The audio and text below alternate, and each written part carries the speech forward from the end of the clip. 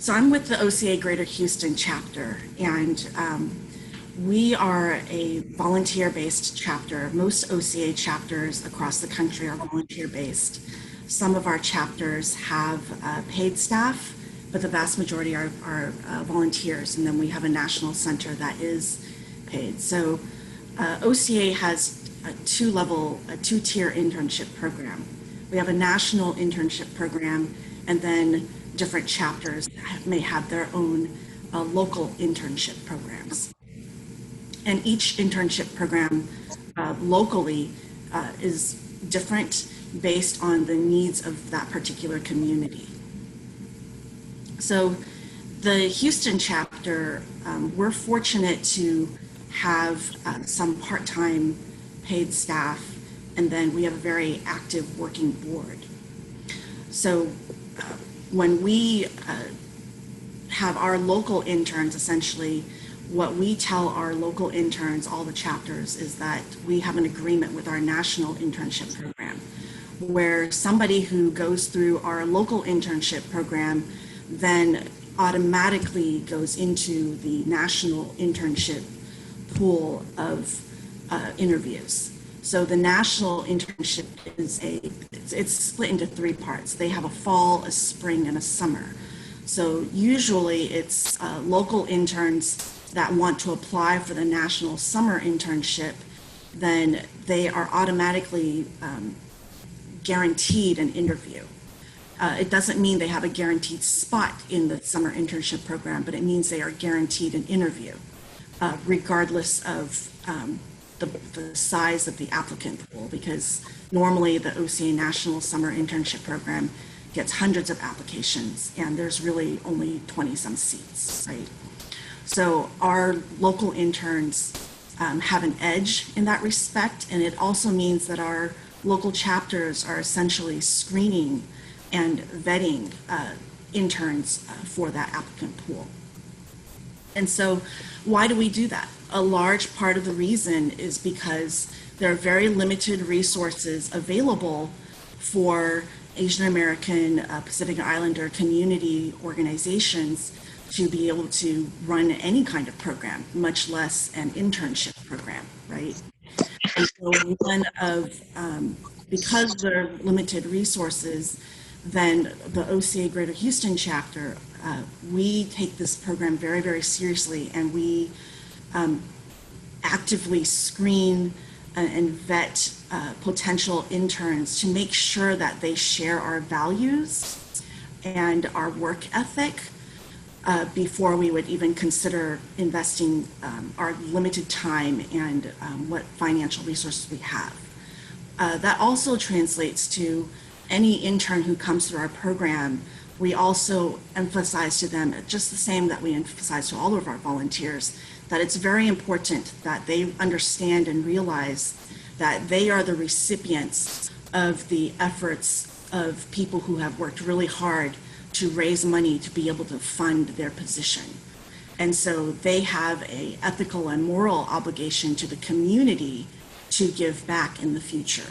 So we encourage and hope that, you know, our interns who come through our program, when they graduate and they go through college and they're out working in the future, that they in turn give back to support community organizations in the Asian American community.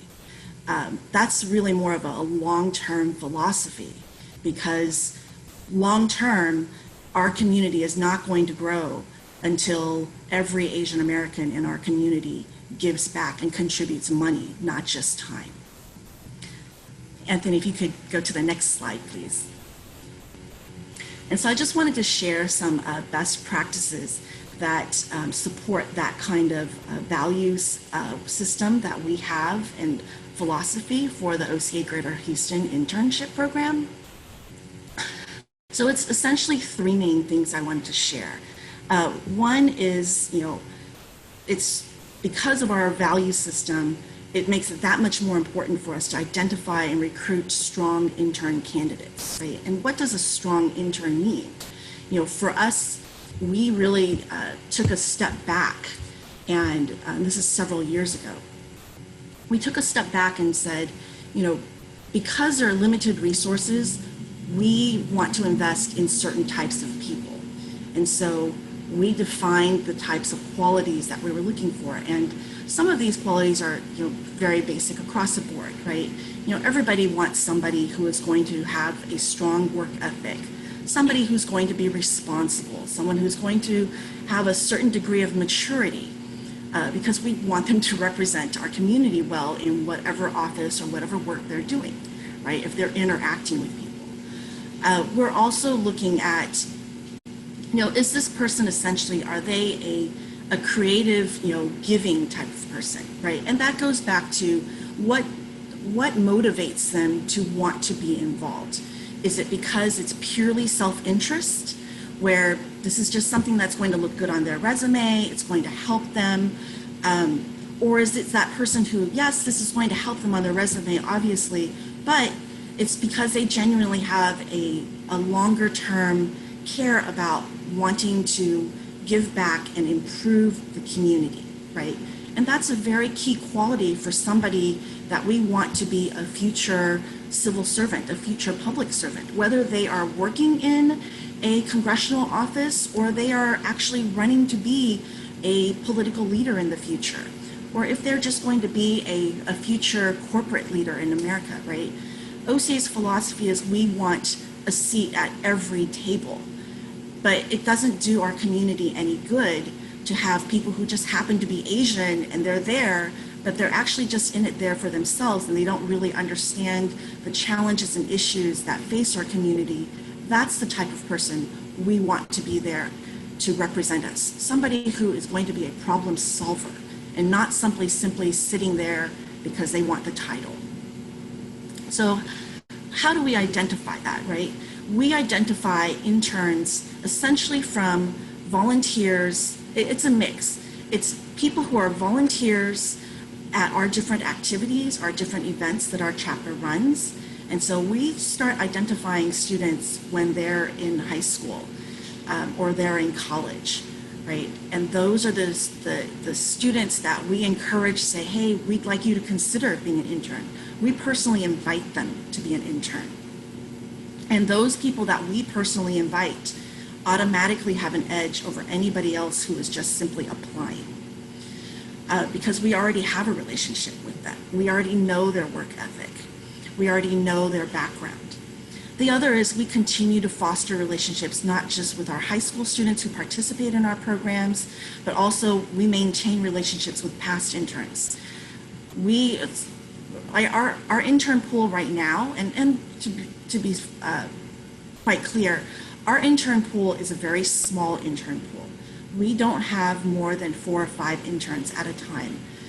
There are some years where we only have 1 intern, and it's simply because we don't want to just fill spots with people for the sake of filling spots. We only fill spots with people that we genuinely want to invest in. So past interns refer interns, potentials, to us. There are people that they've worked with as student leaders on campus, so they can vouch for us that, yes, this is somebody who shares our philosophy and our values. The next really important thing for us is, guiding the internship experience. And what do I mean by that? It's, an internship for us usually is, it's for a semester, but it can go beyond just 1 semester. If someone, wants to continue to be an intern with us, we may keep that intern for the next semester, right?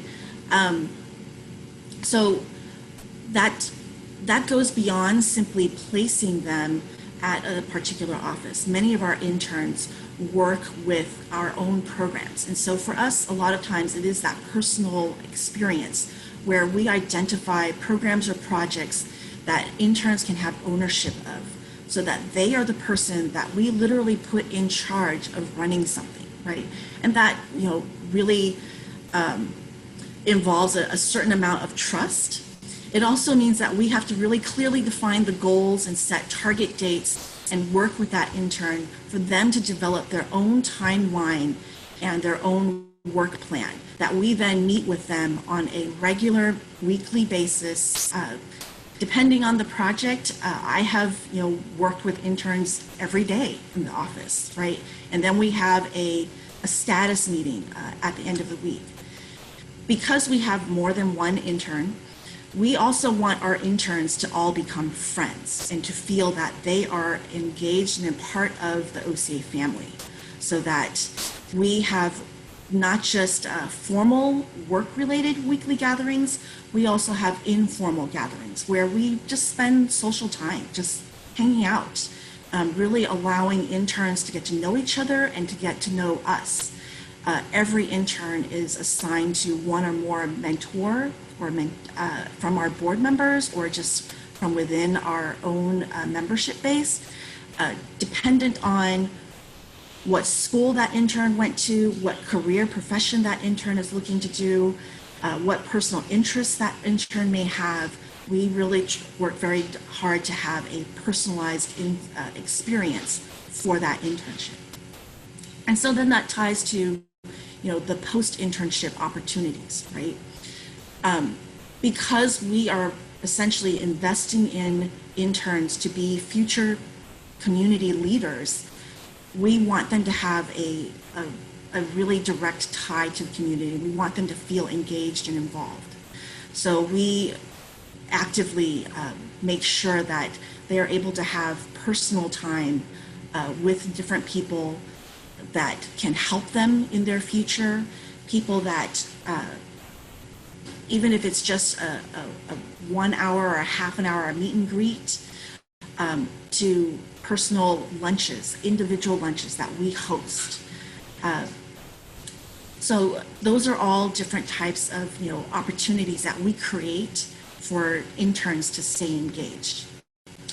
I can say that it is a hit or miss, quite frankly, right? We put all this effort. I would say about 80% of the interns that we have had engaged with our chapter over the past 20 years are anywhere from interns who became completely burned out working in the Asian American community and have nothing to do with the Asian American community, to interns who have come back and are now board members who are mentoring current interns.